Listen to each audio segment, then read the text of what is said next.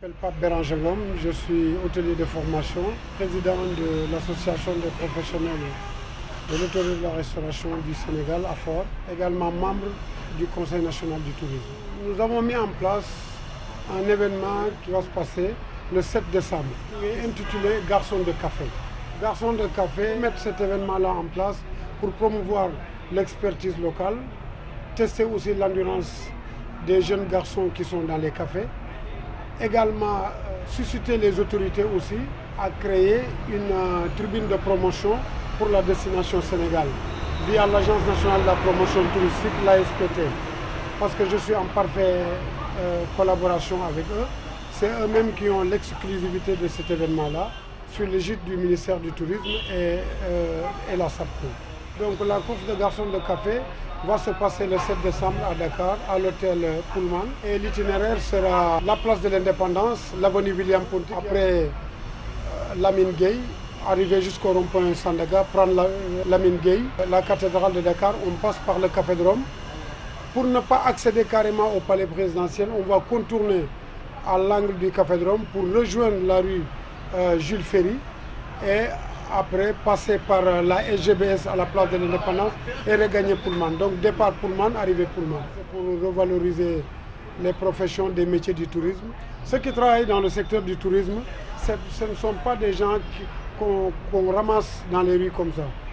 Ce n'est pas ramasser à la pelle dans les rues parce que c'est un métier, on l'apprend. Il y a des techniques de gestion, il y a les techniques de travail, il y a les pratiques que si tu n'apprends pas ce métier-là, tu ne peux pas les exercer. Et je pars du principe que quand tu n'apprends pas bien ton métier, ou quand tu l'apprends bien, en l'exerçant, tu prends du plaisir. Donc ce jour-là, on va montrer à l'opinion que ceux qui travaillent dans le secteur du tourisme, on ne doit pas les reléguer au second plan. C'est des gens qui ont appris leur métier et qui l'exercent dignement. Tout simplement pour dire que l'État sénégalais doit encore s'y mettre pour la formation, pour aider les jeunes qui sont dans les industries touristiques, en sachant que si ces jeunes-là ne sont plus dans les industries touristiques, le secteur privé ne marchera pas. Parce que très souvent, les gens parlent que du patronat. Ils ne parlent jamais des gens qui travaillent dans le secteur. Et ça pose un problème. Donc nous qui sommes peut-être des leaders du secteur, que les gens connaissent, on a initié cet événement-là pour au moins créer une jonction entre employeurs et employés. C'est des moments de retrouvailles, c'est des moments forts pour aujourd'hui inverser même les rôles. Par exemple, on aura un cocktail de bienvenue, ça permettra aux gens de discuter entre eux, de se retrouver, de converger entre eux. C'est des choses que certains employés n'ont jamais eues avec leur patron. Donc c'est des moments forts, pour ça nous l'avons mis en place. Et puis, en plus, on n'a jamais donné une activité de ce genre-là aux travailleurs. On parle toujours du patronat, donc c'est pour ça que nous l'avons mis en place. Waaw, ñun dañu teg benn activité bu tudd concours garçon de café. Mooy ñiy liggéey ci café yi ak restaurant yi, hôtel yi di ay doomu sénégalais jàng seen métier mën ko bu baax. Jàng école bu baax parce que mënoo critère de recrutement yi sax ci kiy liggéey ci hôtel mooy il faut nga dégg tubaab mën a wax yenn langue yi parce que avec le brassage culturel dañuy rencontrer ay gan yu bari te gan yooyu boo jàngul doo ko mën a def. Maintenant boo jàngee kàllaama tubaab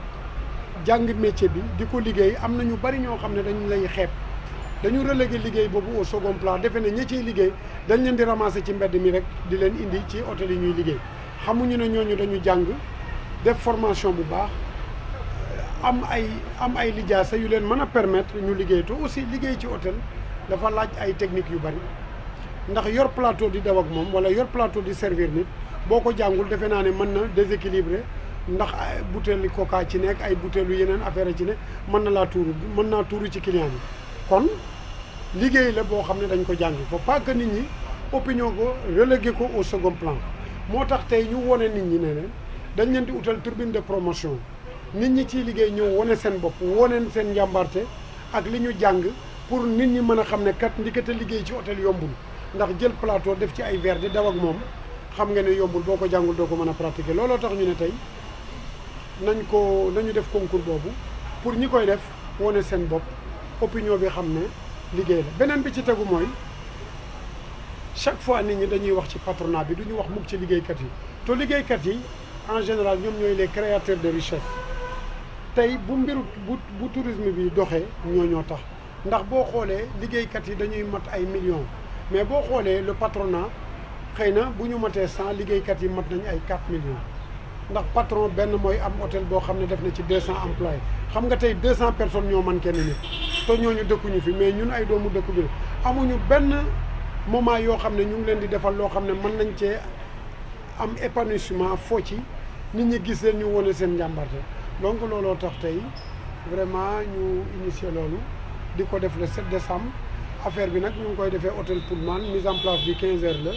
mu démarré 16h 18h mu tas itinéraire bi comme ni ma ko waxee sànq hôtel Pullman ci parking bi ça mène carrément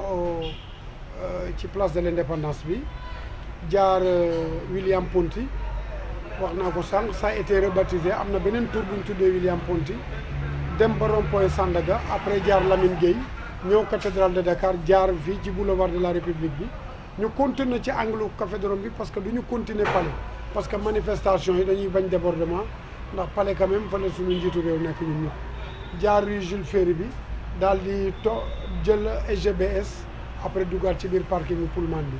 donc ku gagné ci góor ñi di nga am 1,5 million deuxième bi 1 million troisième bi di nga am 250 000 léegi